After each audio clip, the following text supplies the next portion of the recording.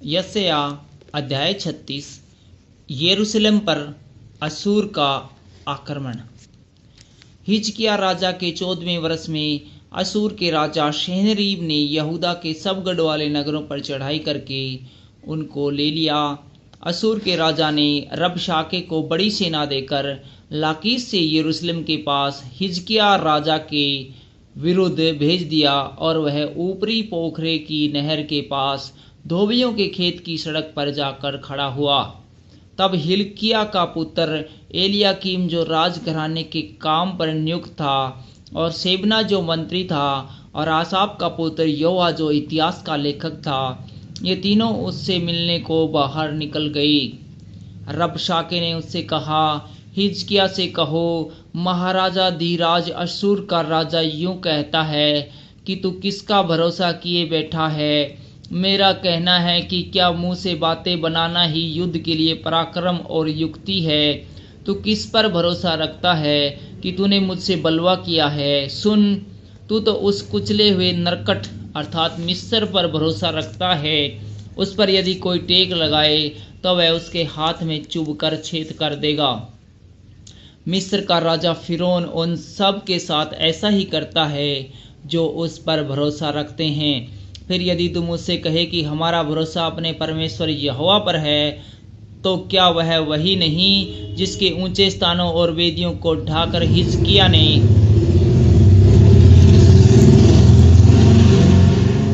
यहूदा और यरूशलेम के लोगों से कहा कि तुम इस वेदी के सामने दंडवत किया करोगे। इसलिए अब मेरे स्वामी असूर के राजा के साथ वाचा बांध, तब मैं तुझे 2000 घोड़े दूंगा यदि तू उन पर सवार चढ़ा सके। फिर तू रथों और सवारों के लिए मिस्र पर भरोसा रखकर मेरे स्वामी के छोटे से छोटे कर्मचारी को भी कैसे हरा सकेगा। क्या मैंने यहोवा के बिना कहे इस देश को उजाड़ने के लिए चढ़ाई की? यहोवा ने मुझसे कहा है, उस देश पर चढ़ाई करके उसे उजाड़ दे। तब हिल्किय्याह, शेबना और योआह ने रबशाके से कहा, अपने दासों से अरामी भाषा में बात कर, क्योंकि हम उसे समझते हैं।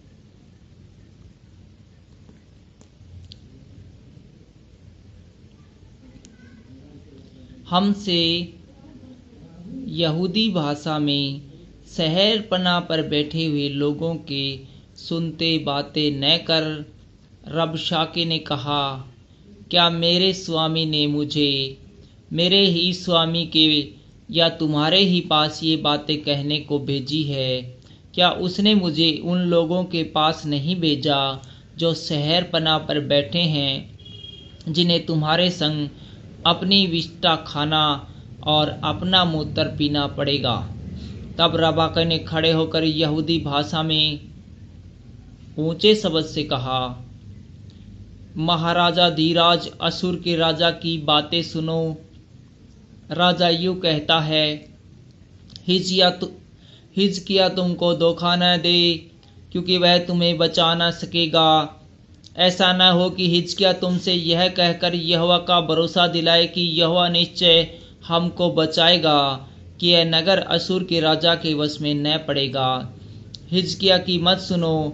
असूर का राजा कहता है, भेंट भेजकर मुझे प्रसन्न करो और मेरे पास निकल आओ, तब तुम अपनी अपनी दाखलता और अंजीर के वृक्ष के फल खाओगे और अपने अपने कुंड का पानी पिया करोगे, जब तक मैं आकर तुमको ऐसे देश में ले जाऊं जो तुम्हारे देश के समान अनाज और नए दाख मधु का देश और रोटी और दाख की बारियों का देश है।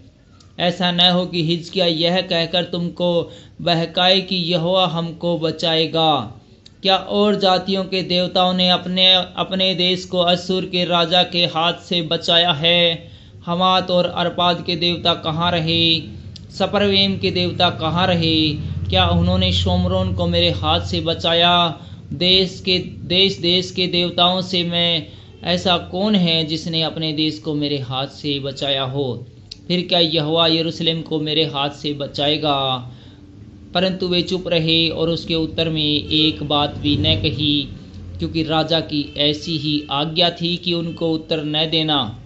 तब हिल्किय्याह का पुत्र एलियाकीम जो राजघराने के काम पर नियुक्त था, और शेबना जो मंत्री था और आशाप का पुत्र योहा जो इतिहास का लेखक था, उन्होंने हिजकिया के पास वस्त्र फाड़े हुए जाकर रबशाके की बातें कह सुनाई।